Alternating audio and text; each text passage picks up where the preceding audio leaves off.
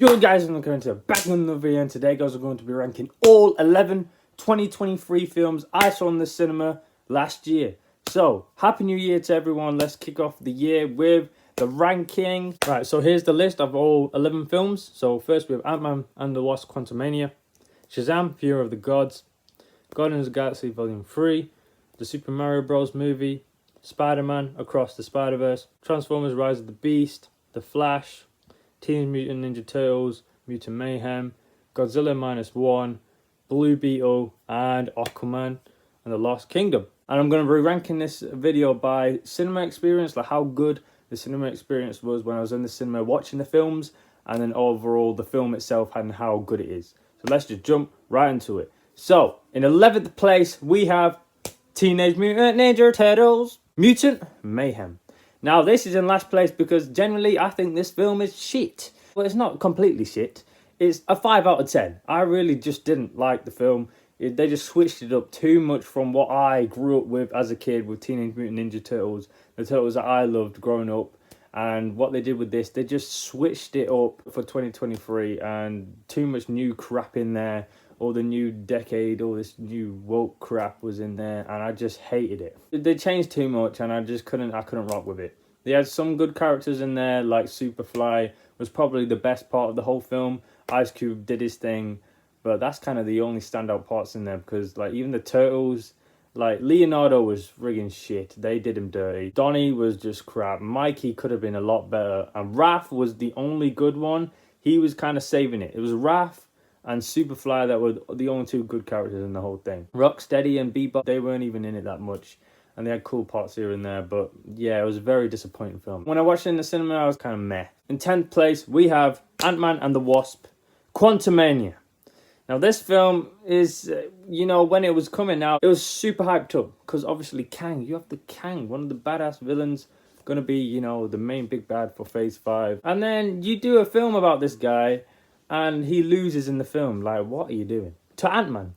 So it's like the threat is gone there. Like, what is the point of Avengers films when the freaking best Kang loses to Ant-Man? Like, what are we doing here? It was kind of lackluster and boring. It wasn't really like the other Ant-Man films either. At least the other ones were really funny. Like, the first Ant-Man was GOAT film. Second one is not as good, but it's still watchable. This one is so long. It feels like 2 hours and a half, but it's not. It just feels super long. And it's very dry as well. Like, there's just stuff happening, but you're just kind of bored a lot during the film. There are some cool bits here and there, but overall, it lacks it, man. And as soon as Kang gets into the film, near the end, it starts getting really good. But it just takes forever to get to Kang. Like, they keep saying his name. But once they're there with Kang, it's actually really good. And MODOK, he was shit. I hate that guy. But he was crap in the film. His face looked like, I don't even know what the hell was happening with that guy. I saw it with my best mate, and we were having a good time in the cinema, to be fair. So, you know, the cinema score, you know, was kind of a 3 out of 5. But the overall film itself, if Kang would have won, it would have made the whole film better. It would have made it at least an 8 out of 10. But because he lost, the film is kind of like, it's a 6 out of 10. It's just straight 6 out of 10, guys. In 9th place, we have Blue Beetle. Now, you know, this film is, you know, it's generally alright. It's like decent. It's just like a generic superhero film. It's cool because you got Blue Beetle and you got Miguel Diaz playing Jaime Reyes. I went to watch the film because of Miguel, because he's in it. So I was like, you know, got to support the Cub Kai fan base out there. Got to see it for my guy. He was really enjoyable in the movie. I think he is the best part in the film. And Blue Beetle itself, the character was good and everything. I think it's just, the story is kind of simple. It's like we've seen it before, Iron Man 1, Ant-Man. It's kind of like the same kind of thing. At the end, there's a bad version of the same type superhero thing. Just, yeah, the Red Beetle or whatever. The fights were, you know, cool here and there. But it's really a family movie, though. So it's really good seeing it with the whole family. I feel like that made it better when I watched it the second time at home. But this is just a ranking based on the cinema experience. And I watched it with two mates of mine. And, you know, it was kind of mid. One of my mates didn't really like it. And one of my mates kind of felt like mid as well. So we weren't really having the best of time in the theatre when we were watching that film. It was just kind of like an average type showing when we watched Blue Beetle. It's the same place. It's probably 6 out of 10, 6.5 out of 10. Moving on to 8th place, we have Shazam and the Fury of the Gods. And this film, you know what?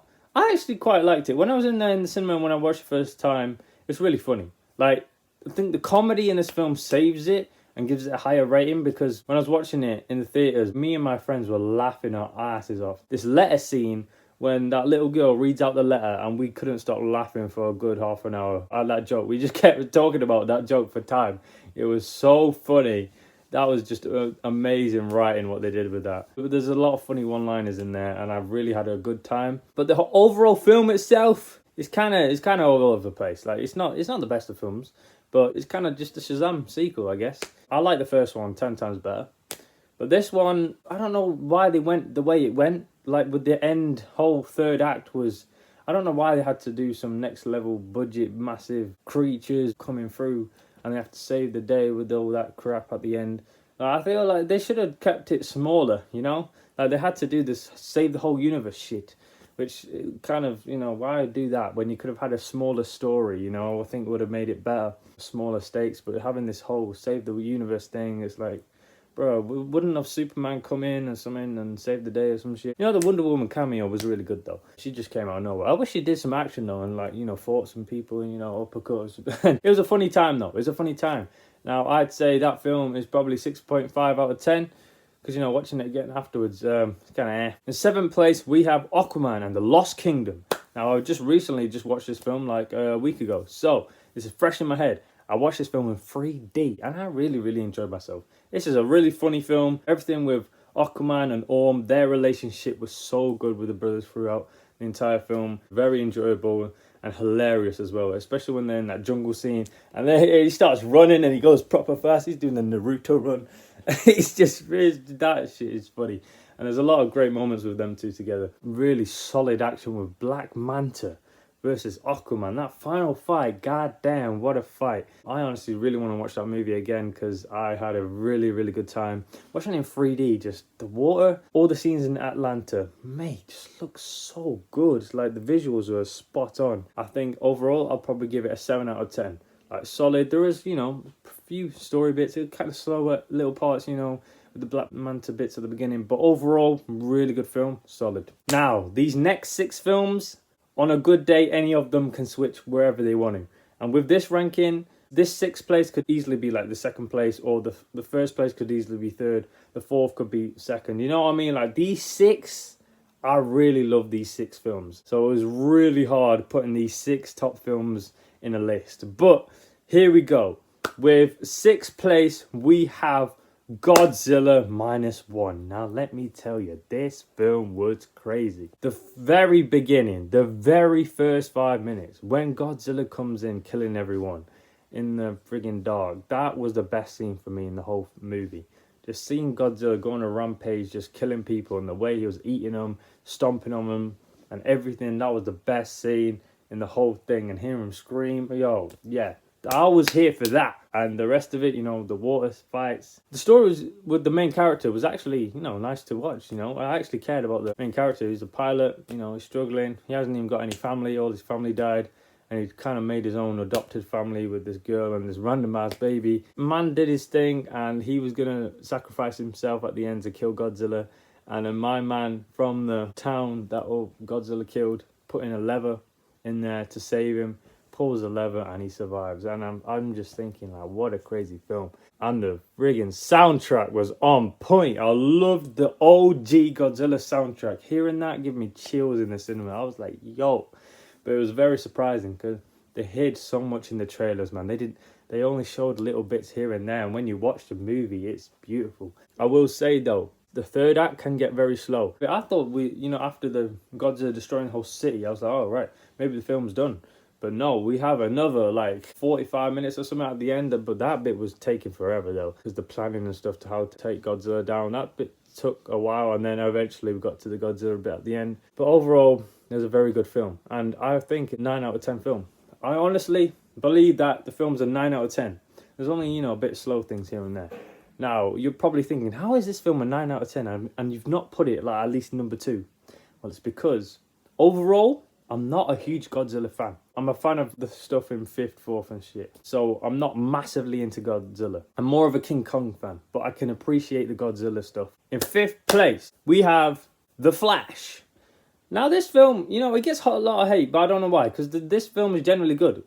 The only thing bad about this film is the CGI. Like, that's it. Michael Keaton carried this film. Now, let me tell you, from start to finish, when we went to his universe, just seeing him back as Batman, he was doing his thing, man. That fight scene down in the freaking under shelter, whatever they were doing, yeah, he was killing it. The way this man was taking on Nama, the Kryptonian, and just beating the shit, and he managed to kill him. What the hell? And the Flash itself, like, it was pretty funny. There was a lot of funny moments in there, and there was a lot of really cool parts. The story was pretty decent, to be honest. Like, it was slow at the start, but I liked it. And the Batman Ben Affleck motorcycle chase scene, it's kind of disappointing, to be fair. It wasn't all that good. It could have been a lot better. But the Wonder Woman showing up out of nowhere, I didn't even expect that. So it was really cool seeing her in there. Overall, I really enjoyed the film. I've seen it a couple of times. And that multiverse bit at the end is like so good. Just seeing like all the different realities and everything. That bit was crazy. Now, overall, I've got to give this film an 8 out of 10. In fourth place, Spider-Man Across the Spiderverse. Now, this one's pretty hard because this one was crazy. When I saw it, the first day I saw it, my mind was blown. My mind left to a different universe. I didn't know where I was. I just couldn't believe what I just seen because the cliffhanger was that crazy. I ain't seen a cliffhanger that good in a long time. It just left me like dying to know what happens next. There was a lot of multiverse shit going on. Like, I love the cameos. They actually had really nice cameos in there. You had Insomniac Spider-Man in there, the freaking Prowler live action. You had the Mrs. Chan from Venom, OG cartoons from the 1981 Amazing Spider-Man and Friends, Video Game Man, and all these cool Spider-Man references. I got quite a lot of them in there. And Spectacular Spider-Man, just seeing him in there was figured 10 out of 10. But yeah, it was very enjoyable. I feel like the first one, I like the first one a lot better though. The second one, it kills me for the ending. I just need the complete story, that's why. First act, for me, I really enjoyed just the bits with just Miles and Gwen just chilling, with the mum and dad, just seeing everyone just chilling. The family just hanging out, you know, at the party and all that. And fights Spot the first time. I quite enjoy the first act of the film, a lot more than the second act or whatever, when he goes into multiverse. Yeah, that bit's cool and all that, but I really enjoy just the time spent in the first, like, original world. Spot, and that guy becomes insanely powerful out of nowhere. Like, this guy, he's like an Electro, from scientist to this next level multiverse powers, and he's the perfect villain for this, the Spot. Spider-Man 2099, now he was my favourite Spider-Man in there. He was badass. And Scarlet Spider, just seeing him, the little bits he had, really good cameos. Now that some time has passed, I think, overall, I think this movie is a 9 out of 10. Now, moving on to the top 3. In third place, we have Transformers Rise of the Beast. Now, I am a huge Transformers fan. When I saw the first trailer, I was hyped on a different level. And when going to watch that movie, it was so good I had to see it again. And like a couple of days later, I went back and watched it again. Transformers Rise of the Beast was the only film this year that I saw twice in the cinemas. During that time, I was actually watching Transformers 1984 for the first time. Just watching that show and then the movie, mate, it was beautiful. Mirage in the film was actually pretty decent. I really liked Mirage in the film. He was a really cool character. Man, I thought he was going to die at the end. I was like, damn. And then freaking Noah comes out of nowhere and gets the suit. And that was cool. Scourge was such a freaking badass villain.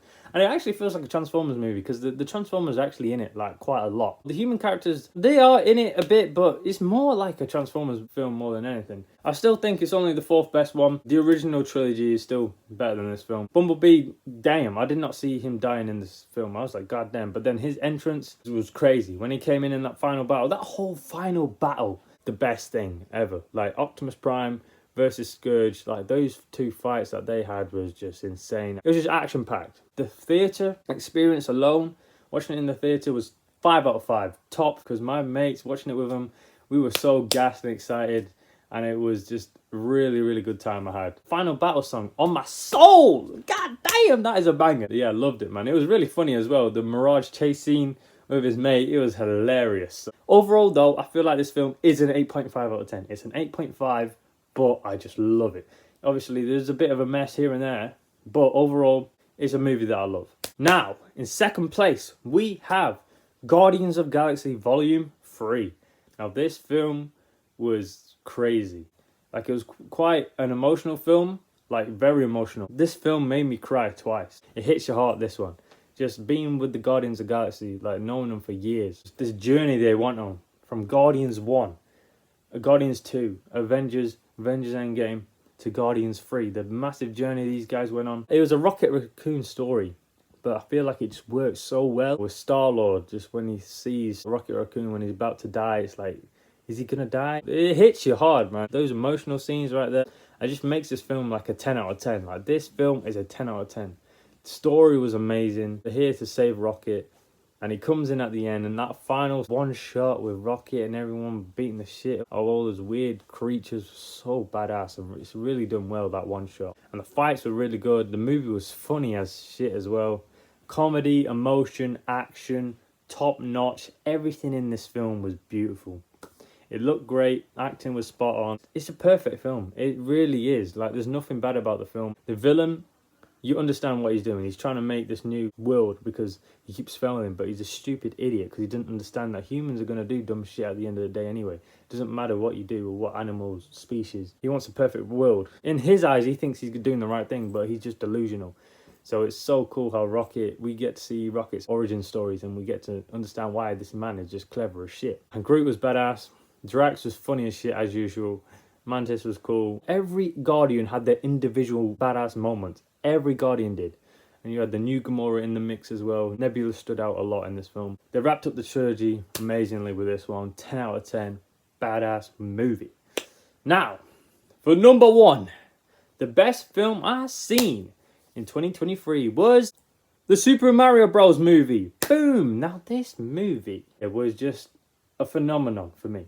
I watched it with my best mates that I've been playing Mario for time since I was a little kid, playing Mario Kart DS, Super Mario Bros. I'm a massive Mario fan. Like, that is my number one video game, is Mario Kart or Super Mario Bros. Grew up from Mario since childhood.